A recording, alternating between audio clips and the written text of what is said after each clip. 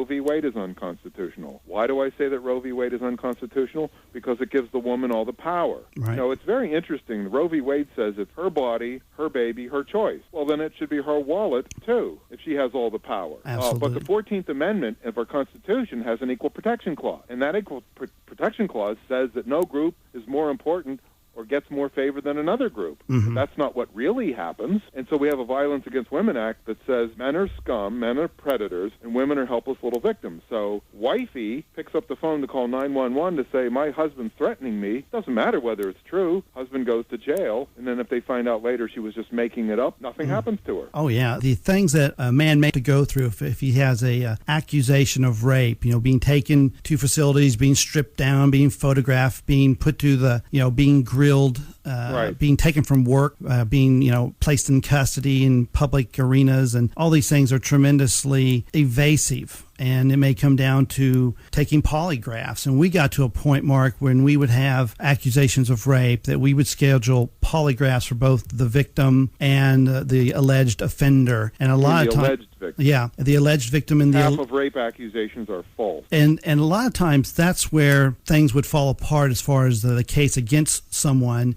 is when the victim would have to actually go and get on a polygraph, even though their admissibility is one thing. When the thought of going on a truth detector machine would quite often, people would say, I made it up. And I do see some of the things you're talking about in your article about the Duke lacrosse story you talked about, which we have linked at our master website of Superior Conservative Values at www.ibbetsonusa.com. Some of the reasons you gave of why women use these rape allegations. Sure. One of the big ones is if a girlfriend or wife gets caught by her boyfriend or husband having sex with another man, she uses rape as an excuse. Oh, he was raping me. Mm-hmm.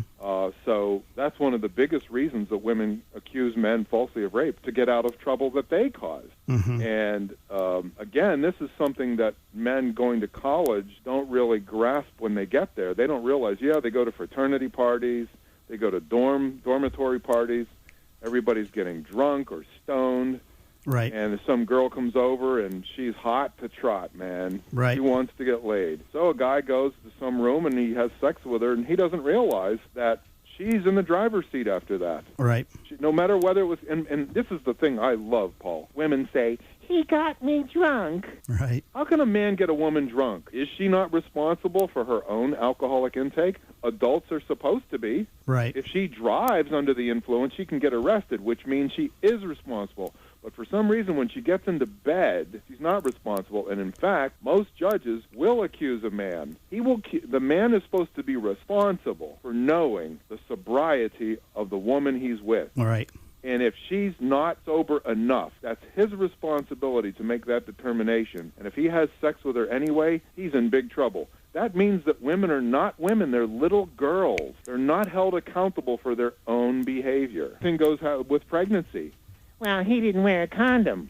Well, lady, when you spread your legs, you're responsible for what happens. You are the goalie of your uterus. You decide whether the puck gets in, whose puck gets in, and whether it stays in. And by the way, if you don't agree with that, you cannot become a U.S. Supreme Court justice. I see. And again, men made these laws. Right, right. Now, how many guys listening to me right now think that when you're in a bar and you're standing there talking to some chick, you're obligated to buy her a drink? How many guys think that when you propose marriage, you have to get down on one knee like a schmuck and look up at her like she's a superior being? How many men think that when there's a fight, the man is the one who's supposed to sleep on the couch? You watch 2.5 Men, right? Mm-hmm. Alan Harper's living with his brother Charlie. Uh-huh. Why? My wife threw me out. How can a wife throw her husband out of a house that he owns, that he bought? And on 2.5 Men, Judith, the ex-wife, does not work, yet it's her house, and he has to pay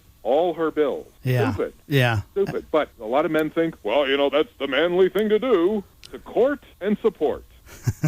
Court and support, that's a man's job. Meanwhile, we have a female president of MIT, Harvard, Brown, Princeton, Penn, CEO of Xerox. We have astronauts, judges, lawyers, district attorneys, surgeons, all women. Mm-hmm. Yet they're delicate little flowers. Mm-hmm. Some men think, well, if I can't provide for her, then I'm not a man. women have told me, Paul, that, okay, I went out with a guy, and as soon as I went to pay, he said, no, we can't have any of that. I'll not let you pay. And I said, what do you mean let you pay? Since when is he your father or your boss? Mm-hmm. You take out your plastic and you pay. And if he can't handle that because he's so insecure, do you really want to be with him anyway? Oh, that's a good question. I think you answered the question. The guys are doing it to themselves. Mark, are you ready to answer some caller questions? Absolutely. Okay, we're going to switch on. By the way, don't forget to go to the nononsenseman.com. And where you can find everything about. Absolutely. And ladies and gentlemen, you can find both of his books, Under the Clitoral Hood and The Man's No Nonsense Guide to Women, both at nononsenseman.com. I've also written 86 articles, and you can sign up for my mailing list. Yeah. So there's a lot of information there. That icon, folks, to set up for the mailing list is right up on the front of the website once you get in. You can also listen to his iPods that are available where you can hear different accounts and you can listen to those on iTunes as well, right at nononsenseman.com. Let's see if we have that set up. Our first individual is going to be Brett from Kansas, and he's going to have a question for you. How's it going? Hi, Brett. How are you? Doing all right. Okay. I read the Duke lacrosse rape thing you wrote on Ibbetson. Well, he put it on his website. And I was going to ask you, is there any, like, middle of, like, being raped, like you say, or, like, between raped and consensual sex? Like, I don't know, let's say a woman got raped, like, legitly, and another one's just falsely saying it. And if a woman is legitimately raped, yeah, that means a man took her against her will, threw her down, and somehow raped her. Yeah. I've never been able to understand that because I don't understand how to get an erection during violence. I just don't understand it. But men do that. But you said, is there a difference? Is well, there when a a woman way is that having you can tell? consensual sex and then she decides later to call it rape, that's total crap. But the thing is that the cops are not going to believe the man; they're going to believe her. Well, should there be a way to set up to maybe go to a doctor and see if there is? But there is. There actually is called a rape kit. Mm-hmm. There is a way to tell whether she's actually been raped. Yep. But here's the thing, Brett. Girls who have confessed, I made it up, I lied, are never punished. Never. Yeah, that's true. Never. So, of course, there is a clinical way to prove that a woman's been raped. Absolutely. But, so let's look at the two extremes. One is there definitely was rape on one extreme. On the other extreme, she totally lied.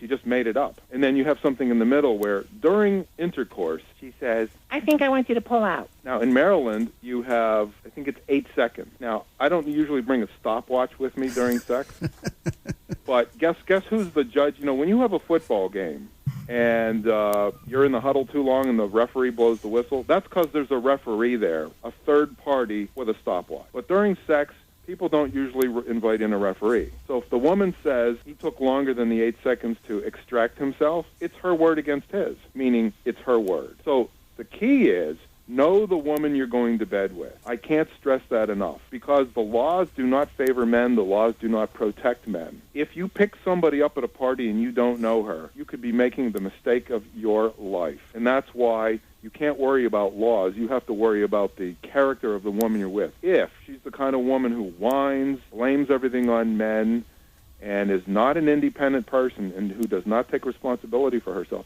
And by the way, that comes out in her conversation. If she's like that, here's the question you ask her. If you accidentally get pregnant, are you going to have the baby? You'd be surprised how many women would say, oh, yes, definitely. So that's the kind of woman you want to avoid because, and by the way, you also have to ask her what does she use for birth control. And if she says the condom, that means she doesn't use any birth control because a condom is not birth control for a woman. Mm-hmm. And the condom is not 100% effective.